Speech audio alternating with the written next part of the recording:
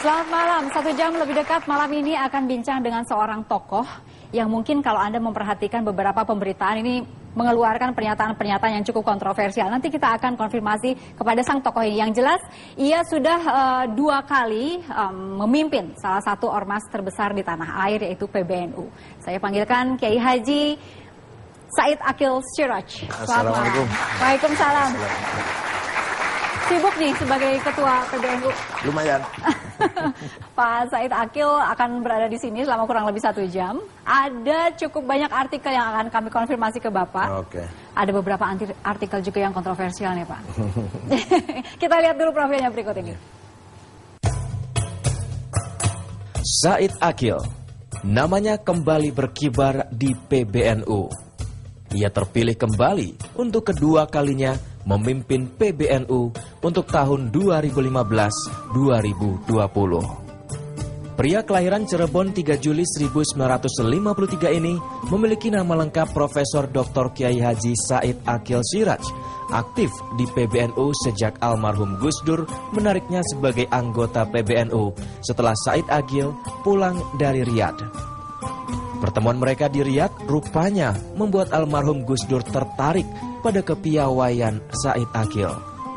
Pria yang kerap dipanggil Siraj menikahi Nurhayati Abdul Qadir, perempuan asal Krapyak, Yogyakarta, yang ditemuinya saat masih kuliah di sebuah pesantren di Krapyak. Dari pernikahan itu mereka dikaruniai 4 orang anak, yaitu Muhammad Said Akil, Nisrin Said Akil, Rihab Said Akil, dan Akil Said Akil.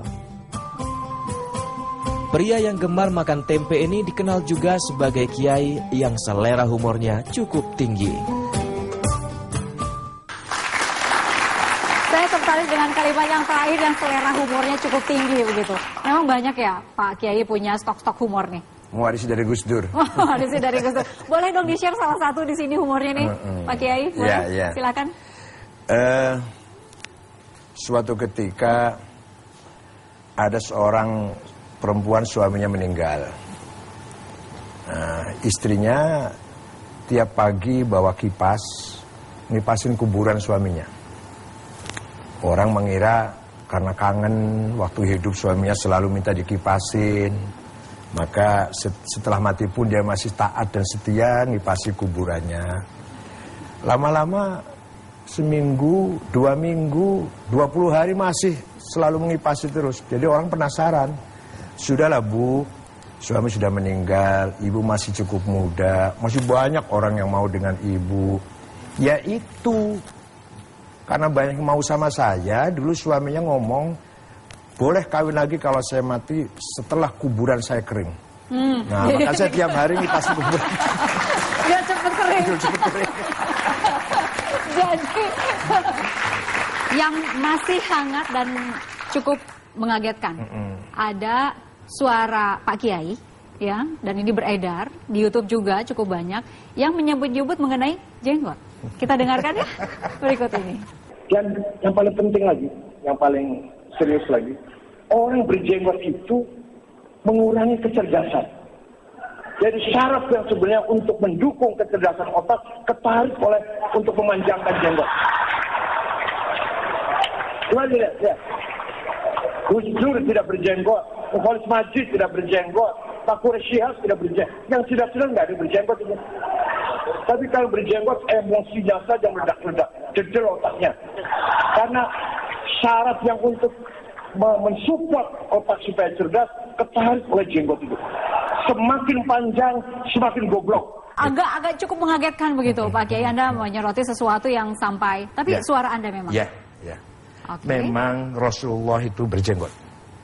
Tapi jenggotnya bukan aksesoris. Bukan hanya pantas-pantas. Bukan hanya lambang simbol. Tapi jenggot adalah merupakan lambang kerendahan hati. Lambang kebijakan, kearifan. Lambang tawaduk bahasa Arabnya. Yang orang berakhlak tinggi. Jadi orang berjenggot itu memang syaraf untuk mendukung kecerdasannya berkurang. Ketarik oleh jenggot, tapi nanti kecerdasan otaknya akan menurun ke hati. Jadi hatinya yang cerdas, bukan otaknya. Okay. Yaitu hati yang bersih, hati yang mulia, hati yang penuh dengan ma'rifat, dengan akhlak yang Tapi mulia. penjelasannya bisa ilmiah, dijelaskan secara ilmiah juga nggak Pak Kiai? Ya, Atau? itu sudah ilmiah itu. Jadi orang yang berjenggot seperti Imam Ghazali atau Imam siapa lagi lah, atau para wali songo itu kan berjenggot juga. Itu bukan hanya otaknya yang cerdas, tapi hatinya bersih, intuisinya tajam. Jadi kecerdasannya pindah ke hatinya. Jadi oleh karena itu, orang yang berjenggot harus akhlaknya mulia. Orang berjenggot harus hatinya mulia. Di suara Pak Kiai tadi nggak keluar tuh suara hatinya yang mulia. Itu terpotong itu ada terusannya. Saya bilang kalau berjenggot tapi berilmu seperti Said Muhammad Alwi Al-Maliki, saya setuju. Berjenggot tapi hafal hadis ribuan, hafal Quran, paham. Itu ada terusannya itu. Tapi saya contohnya malah Said Muhammad Alwi Al-Maliki di Mekah. Kenapa harus mengeluarkan kata-kata mohon maaf huruf G tadi itu, Pak Kiai? Mungkin menyakiti hati cukup banyak ini penonton yang berjenggot kan? Kalau orang NU nggak ada yang sakit tuh.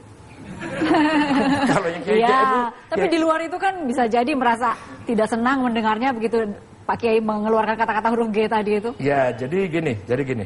Tolong pada yang berjenggot panjang, silahkan. Akan tetapi dengan syarat hatinya mulia, akhlaknya mulia, hatinya tulus ikhlas, penuh dengan nilai-nilai kearifan, nilai-nilai transenden ya, menuju Tuhan.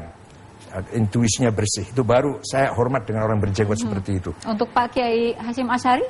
Iya, Kiai Hasyim Asy'ari orangnya sudah gitu, ilmunya sudah penuh, berjenggot, maka ilmunya pindah pada kearifan dalam hatinya. Ya. Baik. Ya. Jadi seharusnya didengarkan secara tidak panjang, hanya sedang. Emang kalau panjang saja. Kenapa sih Pak Kiai? Nggak apa-apa kan? Kan tidak teratur kan kalau panjang. Kalau panjang dan teratur boleh? Ya boleh lah, oke lah boleh. Makanya hasil gini lah, yang penting kualitas. Jadi ada alasan mengikuti sunnah Rasulullah atau perilaku Nabi Muhammad. Yang paling penting kita tiru adalah akhlaknya, sikapnya, perilakunya. Itu yang harus kita tiru dari Nabi Muhammad. Ya boleh silakan niru gamisnya, meniru jenggotnya, meniru sorbannya. Tapi yang paling esensi adalah meniru akhlaknya, meniru ketulusannya, giginya berjuang, bukan hanya aksesorisnya ya, bukan hanya. Anda sendiri tidak berjenggot ini memang ada alasan tertentu. Ya, itu kan bisa selera.